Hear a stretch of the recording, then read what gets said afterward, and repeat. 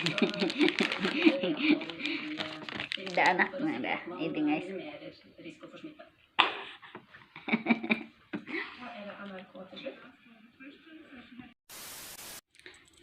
Hi guys, welcome back to my channel.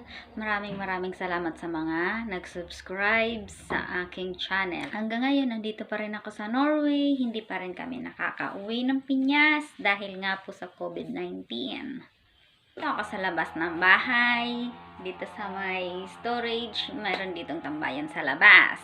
Medyo mainit kasi itong mga nakarang araw, 3 araw, base sa weather broadcast dito sa Norway, dito sa lugar kung nasaan ako, ay tag-init hanggang Friday.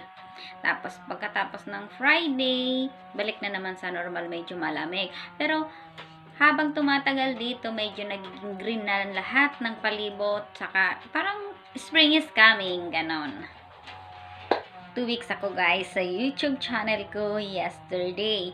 So, yung first vlog ko, pinakita ko sa inyo yung palibot ng bakuran ay medyo mga brown pa kasi tunaw lang ng yelo. Ngayon, isi-short tour ko ulit kayo, makikita nyo mainit. Saka almost dito sa labas ng bahay, sa palibot ay green na talaga siya. Kanina, si mama ni boyfriend ko ay naglagay ng mga yung para bang pampataba sa halaman. Yun, kasi nga mag-uumpisa na yung mga halaman. Tapos meron na rin siyang mga bagong flower for spring.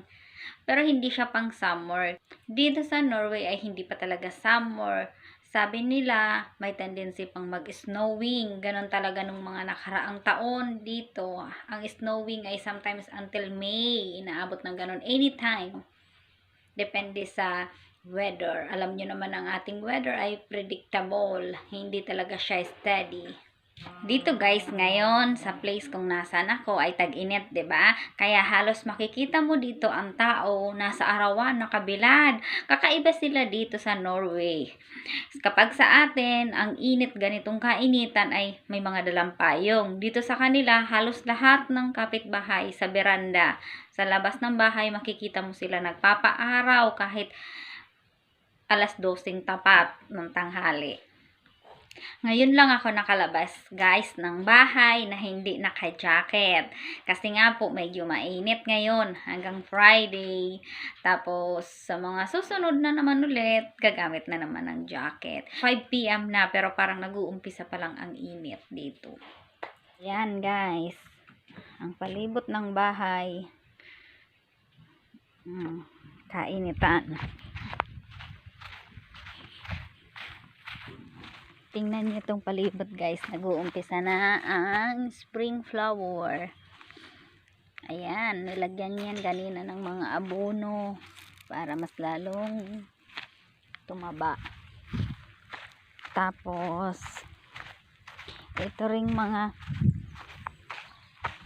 hi panda, ang mga wildflower din, ayan, nag-uumpisa na rin po siya.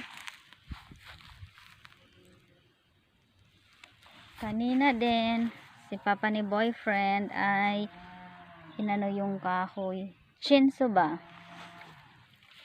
Tinanggal. Hi, panda! Nay! Guys, kung nakikita nyo, ito ang asa nila. Si panda nasa arawan din. Nagpapaaraw din siya. Nagbibila din siya. Ini-enjoy niya rin ang araw. Diyan, gatan. Ang dami ng wildflower. Spring flower.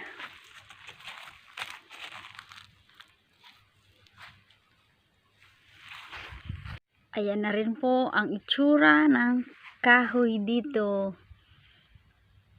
After 2 weeks, doon sa una kong vlog, makikita nyo po yung pagkakaiba sa ngayon.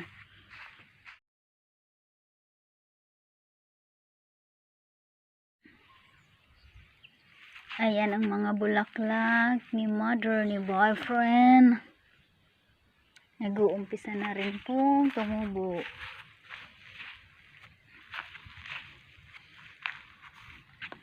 Ayan ang bagong flower, spring flower.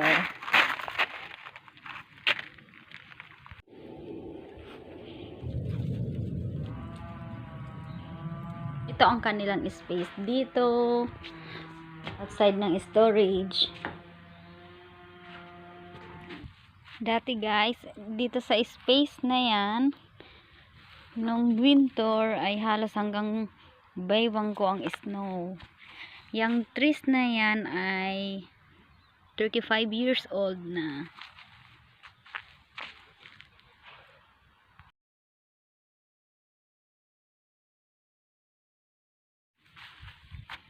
Ito namang mga ito ay coming 2 years sa summer. July. Binibili yan guys. Ayan nga't may presyo. Tapos ayang mga bulaklak. Bagong gupit yan nung nakaraang linggo.